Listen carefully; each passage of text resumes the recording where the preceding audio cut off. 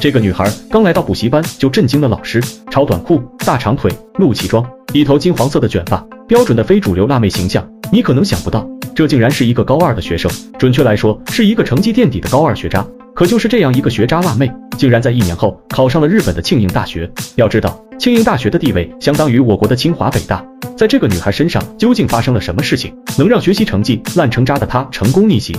你肯定以为这是电影里才有的桥段，可气的是，这竟然是一个真实的故事。女孩名叫小莎，从小性格单纯内向，直到妈妈把她转到这所女子学校，小莎开始彻底放飞自我。刚来到新班级的第1天，就被班里的几个女生拽到墙角，强行把她的裙子往上提了提。从那以后，小莎成了她们的闺蜜，她学会了更多变漂亮的方法。转眼几年过去了，小莎的裙子越来越短，成绩却越来越差。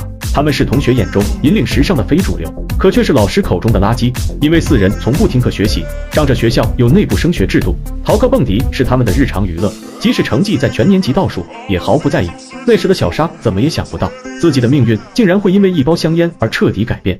这天，班主任在小莎的包里翻到了一包香烟，学生携带香烟是学校里的禁忌。小莎被带到了校长室，校长希望她主动交代自己的同伙，这样可以对她宽大处理，否则将面临退学的严重处罚。可这种出卖朋友的事情，小太妹怎么会同意呢？没办法，校长只能找来小莎的母亲。谁知妈妈知道后，不但没有责备女儿，反而质问起学校的教育方式。でも校長先生、自分が助かるために友達を売れというのがこの学校の教育方針なんですか？本当にそれがいい教育だとお考えならば、娘は退学で結構です。这番话把校长堵得哑口无言。最终，学校给了小莎休学的处分，上大学的保送资格也被取消。回到家后，她表面上对这些毫不在意，可当妹妹问她接下来有什么打算时，她还是失落地说道：“私の人生そんなもんっしょ。そんなもんだよ。”看到女儿如此消极的生活，妈妈有些于心不忍。她给小莎报了一个补习班，听说这里的老师非常厉害，无论什么样的差生都肯收。每一个被辅导过的学生，成绩都有了质的进步。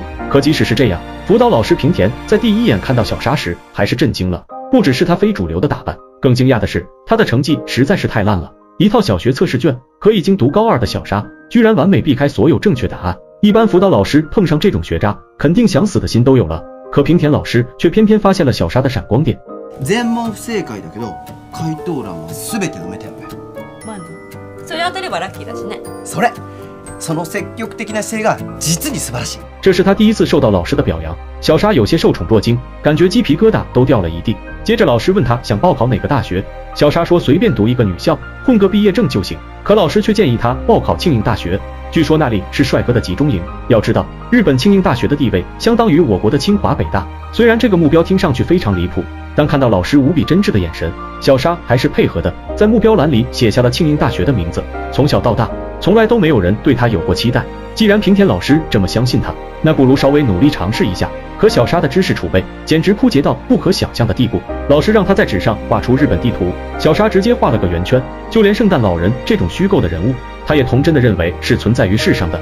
连续做了几天的小学练习题，成绩也只是从0分提高到了5分。好在平田老师非常有耐心，他不仅没有嫌弃小莎，还变换着用特殊的教育方式来教她学习。课本上的知识太枯燥，那就用漫画来了解历史，用做游戏的方式来背英语单词，这让小莎第一次体验到学习的乐趣。渐渐的，她开始爱上了学习，就连陪闺蜜去唱歌也不忘把书本带着学习。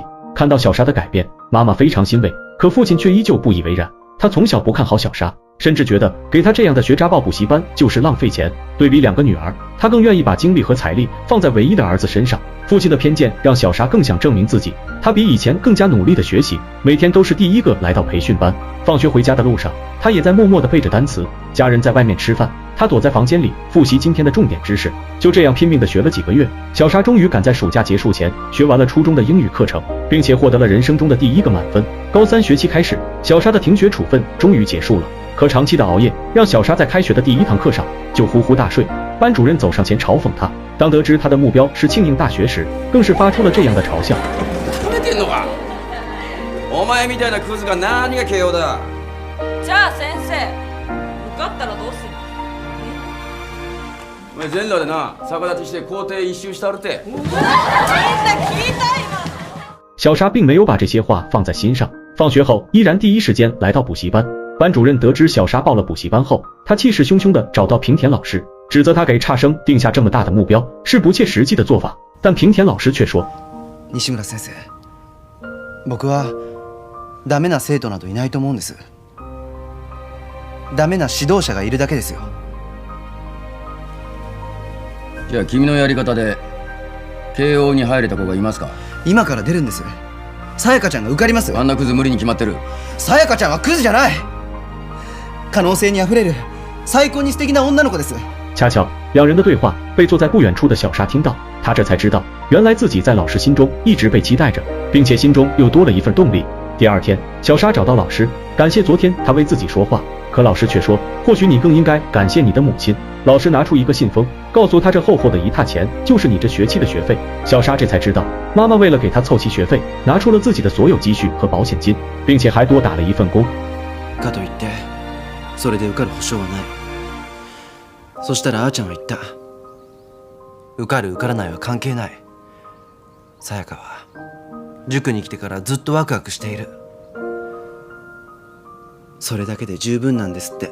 听到这，小沙眼睛湿润了，她似乎瞬间就明白了学习的意义。从那以后，她像是换了一个人。为了不让妈妈失望，她开始更加拼命的学习，每天看书，熬夜做题，家里的走廊上也被贴满了知识点，她的成绩也突飞猛进。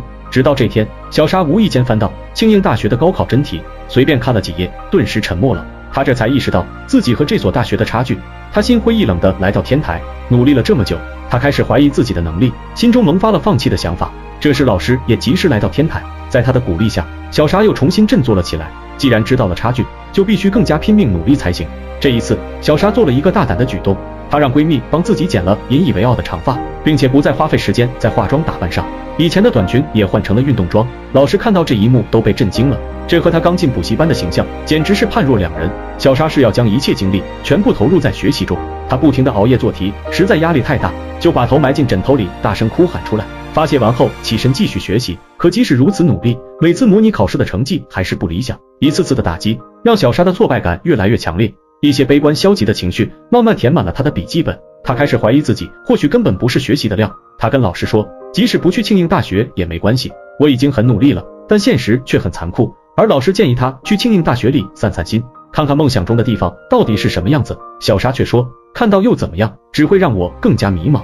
她哭着跑出补习学校，却看到妈妈深夜还在拼命的工作，这一切都是为了她。小沙抱住妈妈不停的道歉。第二天，小沙让妈妈带着她来到了庆应大学，在这里她看到了从没见过的风景，周围到处都是自信满满，脸上带着笑容的学生们，这不正是自己向往的地方吗？在食堂吃饭时，小沙心中已有了确切的答案。妈妈提出一起在学校门口拍照留念，但小沙却说，我要的不是留念，她想等考上这所大学的那一天再拍照纪念。回去后，她连夜找到老师，为自己的轻易放弃向老师道歉，她会更加努力。老师听后欣慰的鞠躬回礼，梦想第一次有了实体，小沙终于可以心无杂念的全力冲刺。功夫不负有心人，终于在最后一次模拟考试后，她拿到了 C+ 的成绩，这也意味着她有一半的几率可以考入庆应大学了。当爸爸拿到小沙的成绩单时，他的眼神变了，一直被自己忽视和看不起的女儿，在那么短的时间里竟然有了如此大的改变。高考这天突然下起了暴雪，地铁受到影响，停止了所有线路。就在一家人不知所措时，爸爸从单位赶了回来，他特意请假要亲自送小沙去考场。这是小沙第一次坐上父亲的车，这么多年以来，父亲只知道关心弟弟，对于两个女儿除了冷漠就是打击。没想到这个冷漠的父亲在今天却做出了这么温暖的举动。小沙信心满满地进入了考场，她不慌不忙地稳重答题，老师的祝福和叮嘱让她发挥得很稳定。查询成绩这天，小沙输入学号后缓缓睁开眼睛，她终于看到了自己都不敢相信的消息，她成功了！小沙如愿以偿地考上了庆应大学，她抱住老师喜极而泣。这个曾经被视为垃圾的学渣，用超越常人的努力逆袭考上了顶尖大学，所有人都为他感到开心，爸爸妈妈更是当场落泪。毕业典礼上，班主任老师无奈地兑现了曾经的诺言，这是一个真实故事改编的电影。小沙虽然不是学习方面的天才，但她却靠自身的努力实现了自己的梦想。有人说这是幸存者偏差，但其实只要你努力过，这才是最重要的。在人生的这一场旅程中，名校光环是每个学生梦寐以求的，但比这更可贵的是我们为了梦想拼搏过的痕迹。